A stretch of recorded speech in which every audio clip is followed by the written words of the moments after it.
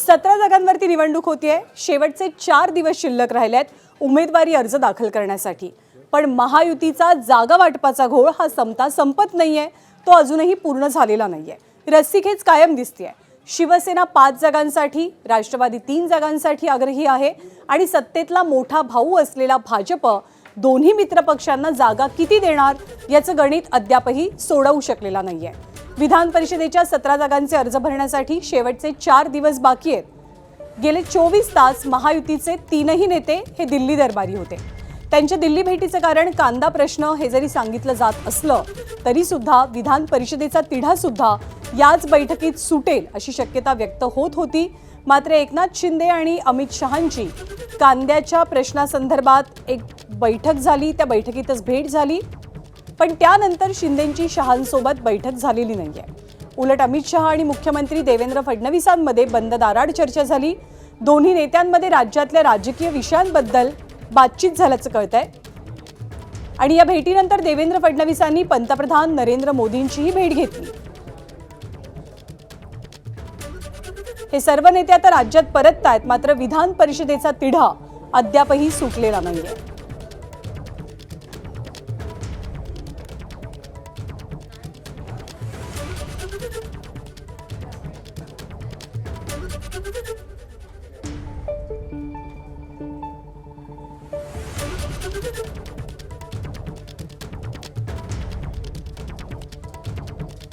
तर एकूण 17 जागांसाठी होणाऱ्या विधान परिषदेच्या निवडणुकीत भाजप, शिवसेना, राष्ट्रवादी यांच्यामध्ये समन्वय साधण्याचं मोठं आव्हान निर्माण झालंय।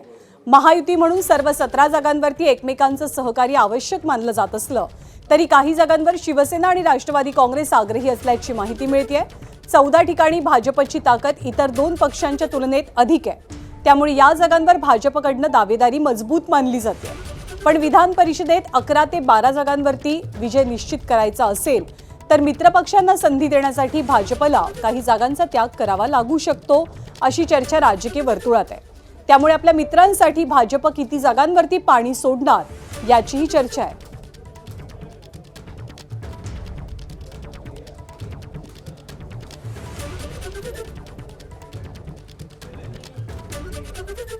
आणि विधान परिषदेच्या या निवडणुकीत ठाण्याची जागा ही खूप क्रुशियल मानली जाते। अर्थात तो एकनाथ शिंदेंचा गृहजिल्हा आहे, त्यामुळे एकनाथ शिंदे हे कमालीचे आग्रही ठाण्याच्या जागेसाठी आहेत आणि याच ठाण्याच्या जागेसाठी हितेंद्र ठाकूरांची बहुजन विकास आघाडी ही सर्वांनाच हवीहवीशी झाली आहे।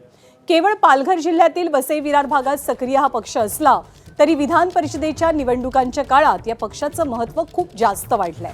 आता ठाणे विधान परिषद निवडणुकीत या पक्षाची पुन्हा एकदा जोरदार चर्चा आहे। ठाण्यात भाजप आणि शिंदेंच्या शिवसेनेच्या वर्चस्वाच्या लढाईत बवियानं आपला भाव वाढवलाय।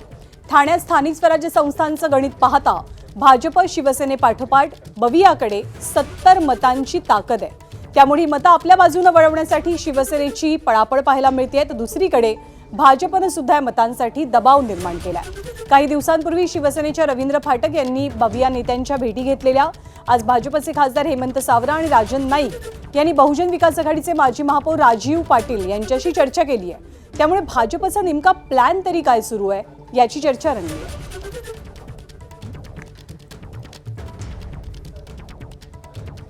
तर भंडारा गोंदिया विधान परिषद निवडणुकीत सुद्धा जोरदार राजकीय घडामोडी पाहायला मिळतात। या जागेवरती महायुतीत उमेदवार देण्यावरनं रस्सीखेच सुरू आहे। अशातच राष्ट्रवादी काँग्रेसचे नेते प्रफुल्ल पटेलांचे समर्थक असलेले सुनील फुंडेंनी जोरदार फिल्डिंग लावली आहे। त्यांना विरोधी पक्षाकडनं उमेदवारीची ऑफर असल्याचा दावा त्यांनी केलाय। तर दुसरीकडे महायुतीत राष्ट्रवादीला जागा न दिल्यास थेट भाजपकडनं निवडणूक लढवण्याचा प्लॅन बी सुद्धा त्यांनी तयार केल्याचं कळतंय। त्यामुळे सुनील फुंडेंनी एकीकडे दावा आणि दुसरीकडे प्लॅन बी उघड करून राजकीय बॉम्ब टाकल्याची चर्चा आहे।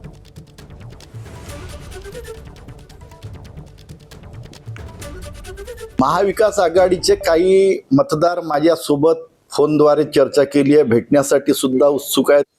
जर राजकारण झालं तर आणि भाजपाने जर तुमच्याकडे अटी शर्ती जर ठेवल्या की तुम्हाला राष्ट्रवादी सोडावे लागेल आणि भाजपामध्ये प्रवेश करून उमेदवारी घ्यावे लागेल, तर तशा परिस्थितीमध्ये तुम्ही राष्ट्रवादी सोडून भाजपाकडनं उमेदवारी घेऊन ही निवडणूक लढणार का?